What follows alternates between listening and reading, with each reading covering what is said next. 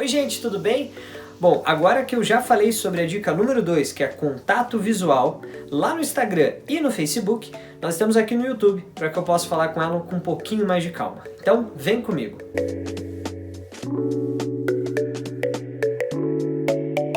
Bom, a dica número 2 é manter o contato visual com os ouvintes. Ela é essencial para um bom orador.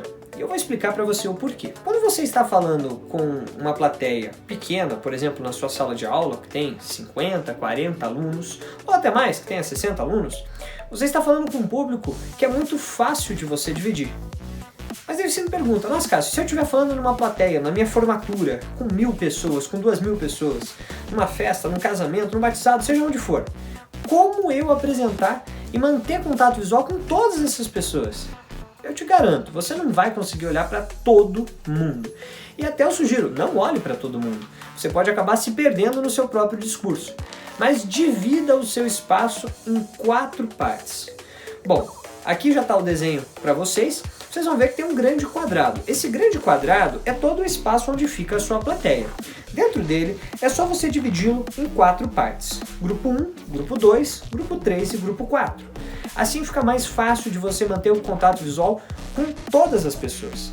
Você, como eu disse, não vai olhar para todo mundo, mas você vai manter contato visual com 3 ou 4 pessoas dentro de cada grupo. Dessa forma, como as pessoas estão em grandes auditórios, elas vão se sentir olhadas por você no momento que você olhar para o grupo dela. Então eu primeiro dou uma olhadinha para o grupo 1, depois eu dou uma olhadinha para o grupo 2, continuo o meu discurso, dou uma olhadinha para o grupo 3 e depois no grupo 4. Sem problemas, sem se perder, mantendo sempre a calma. É só você manter o contato visual.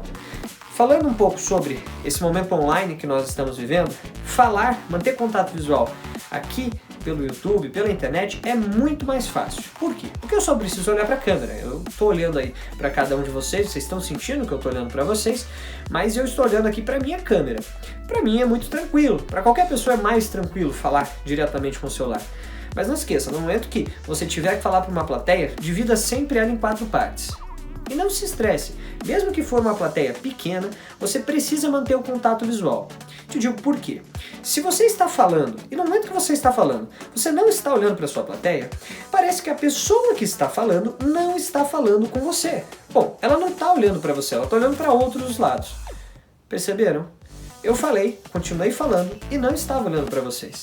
Isso incomoda a pessoa que está ouvindo. Parece que a pessoa que está falando não está falando com ela. Se eu estivesse aqui discursando e falando dessa forma, vocês iam continuar me ouvindo, mas iam achar que eu não estava prestando atenção em vocês, que são o principal receptores, né, do que eu aqui estou falando. Então aí, ó, fica a minha dica do contato visual. A linguagem corporal como um todo, ela é muito importante para um orador.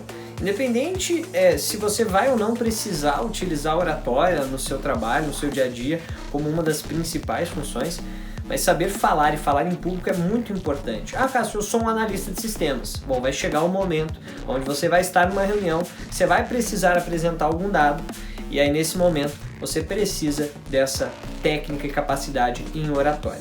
Bom, rapidamente também falando sobre essa linguagem não verbal no discurso, na oratória, vocês podem ver que a todo momento que eu estou falando com vocês eu movimento minha cabeça, eu movimento meus braços, né? Aqui a câmera fica um pouquinho para cima, então os movimentos ficam mais longe para mim, mas eu movimento os meus braços, por quê? Porque você precisa englobar tudo o que você está falando também nos gestos não verbais. É importante que se você estiver num púlpito falando, por exemplo, você não fique se mexendo muito, porque senão a pessoa que está ouvindo o seu discurso, ela fica te olhando assim, fica atrás de você e fica mais cansativo, né? Vocês podem perceber. Agora, também é interessante que eu não fique o tempo inteiro parado falando a mesma coisa que eu já estou falando, vocês fiquem me olhando, e daí parece que eu sou um louco. Né? Então, utilizem esses métodos de oratória. A voz e o corpo na oratória trabalham juntos. Então, utilizem toda essa métrica. Mas cuidado, muito cuidado, para você também não estar falando e as suas mãos falarem uma coisa, seu corpo falar uma coisa e a sua voz outra. O discurso se torna confuso para quem escuta. Então, no momento que você estiver falando, for dar exemplos, por exemplo, exemplo 1, exemplo 2, exemplo 3, exemplo 4, exemplo 5, exemplo 2...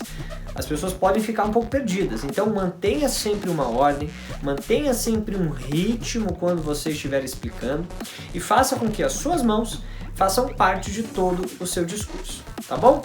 Na próxima semana eu trago mais uma dica, a nossa terceira dica de oratória.